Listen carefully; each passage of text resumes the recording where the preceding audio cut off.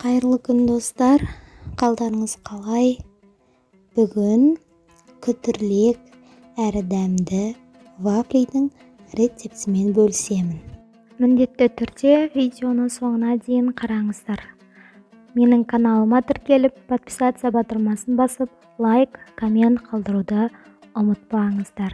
Сіздерден қолдау күтемін.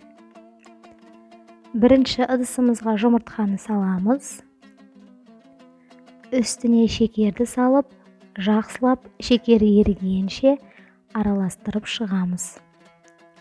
Мен венчикпен араластырғанды жөн көрдім. Жалпы өз қалауларыңыз.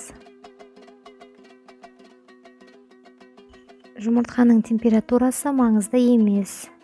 Салқын болса да, жылы болса да бола береді.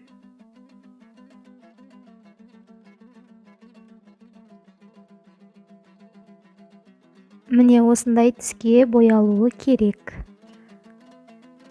Одан кейін біз үстіне бөлме температурасында тұрған сүтті құямыз. Және жақсылап араластырамыз. Енді үстіне сұйық майды құямыз. Оны да жақсылап араластырып аламыз.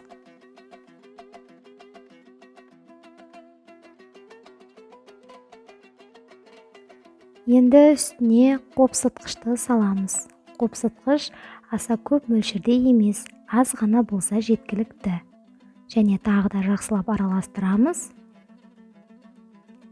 Одан кейін електен өткен ұнды салып, қою болғанша бөліп салып шығамыз.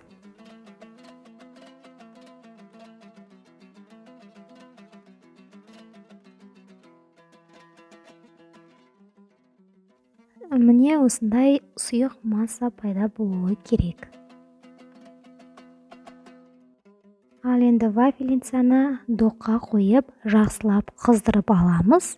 Одан кейін осылай 1-2 қасықтың көлемінде біздің сұйық массамызды құйып, пісіріп алатын боламыз.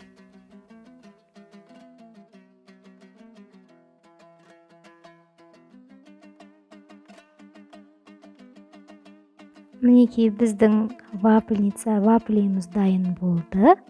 Яғни бұны ыстық күйінде өзінің жеке формасына орап шығамыз. Өздеріңіз қандай форманы қалайсыздар, сол формада жасауларыңызға болады.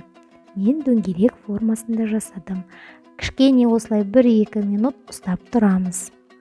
Одан кейін жай ғана ортасындағы таяқшамызды алып қойсақ болады.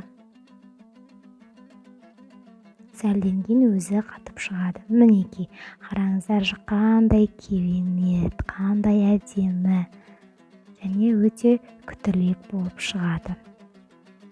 Сіздерге ұнайтынына сенімдімін. Міндетті түрде жасап көріңіздер. Видеоны соңына дейін қараған болсаңыз, менің каналыма тіркеліп, подписация батырмасын басып, лайк, коммент қалдыруды ұмытпаймыз.